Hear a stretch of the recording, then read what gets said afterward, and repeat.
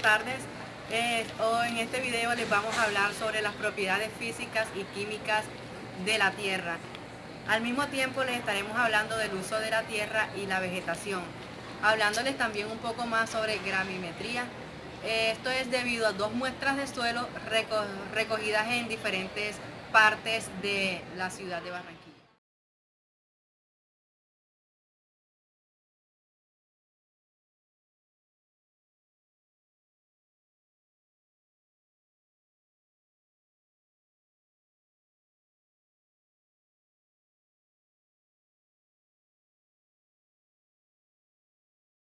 Principal de la investigación en la ciencia del suelo es la comprensión de la naturaleza, propiedades dinámicas y funciones del suelo como parte del paisaje y los ecosistemas.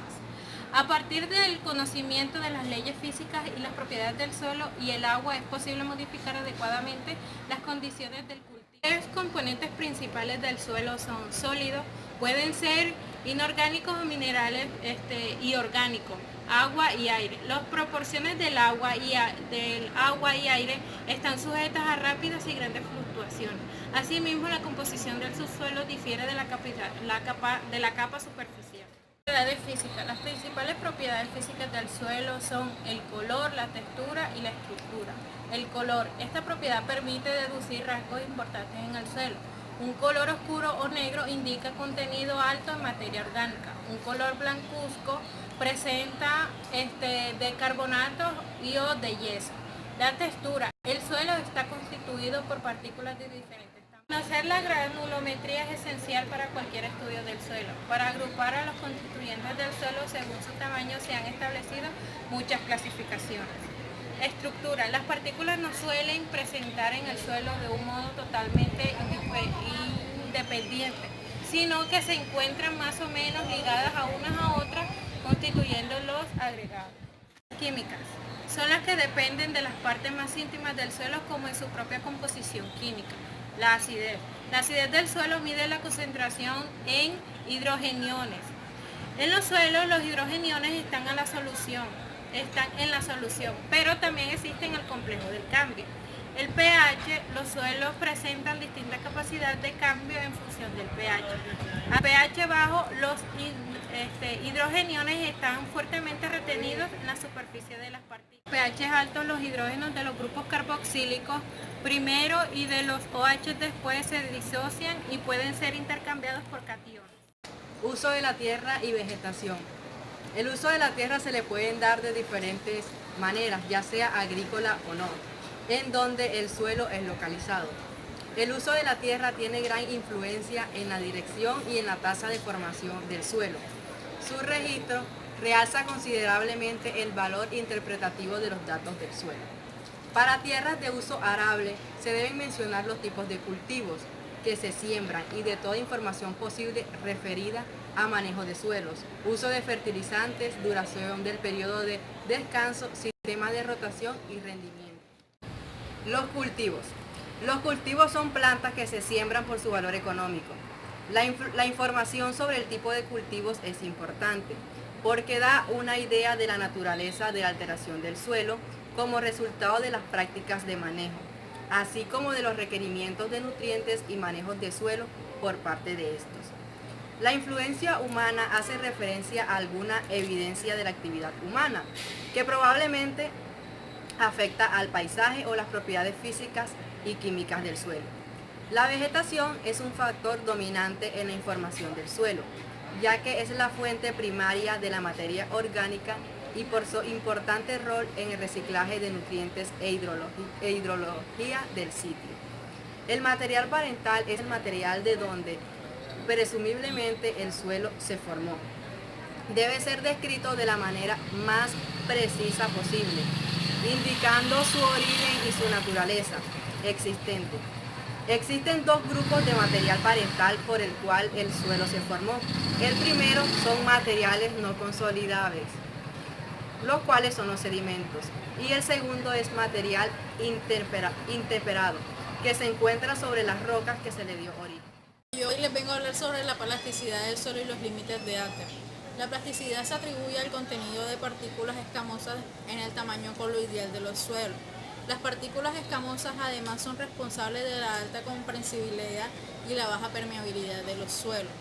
La plasticidad de los suelos es la propiedad que expresa la magnitud de la fuerza de las películas de agua dentro de los suelos, ya que éstas permiten que el suelo sea moldeado sin romperse hasta un determinado punto. Es el efecto resultante de la presión y una formación, la magnitud de la formación que puede soportar un suelo con un determinado contenido de humedad está dado por la distancia de las partículas que pueden moverse sin perder su cohesión.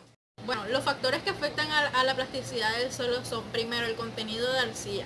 Como la plasticidad es función de las fracciones más finas del suelo, los distintos suelos tendrán diferentes plasticidad, de acuerdo con la cantidad de arcilla que contenga.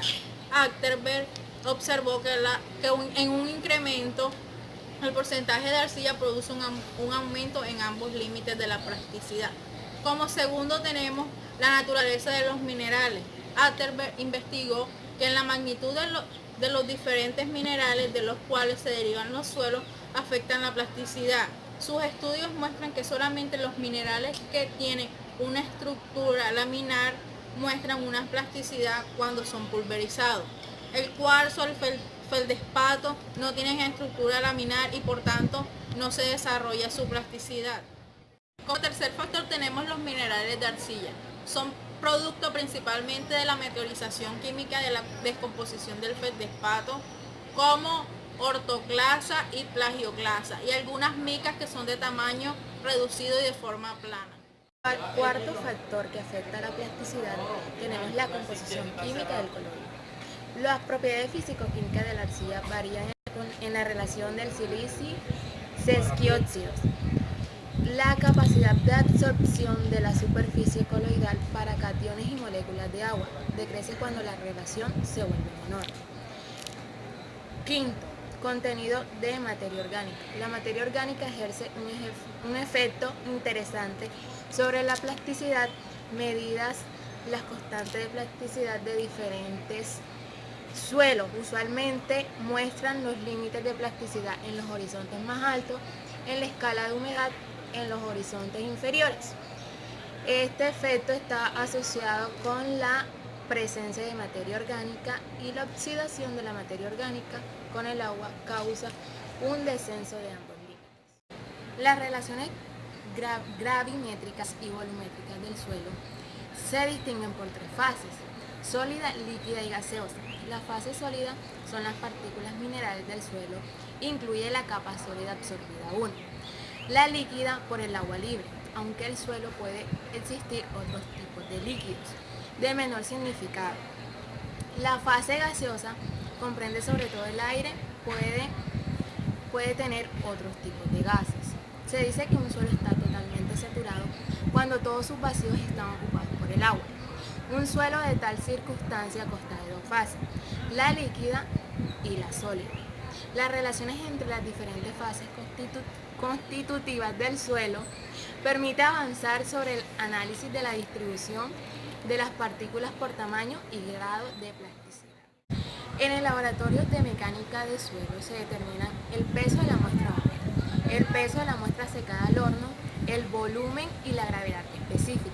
Las relaciones entre las fases del suelo tienen amplia aplicación en mecánica de suelo para la determinación de la masa del suelo, la magnitud de los esfuerzos aplicados y la relación entre estas fases es la granulometría y los límites de Achterberg. Utilizan para clasificar los suelos y además estimar su comportamiento.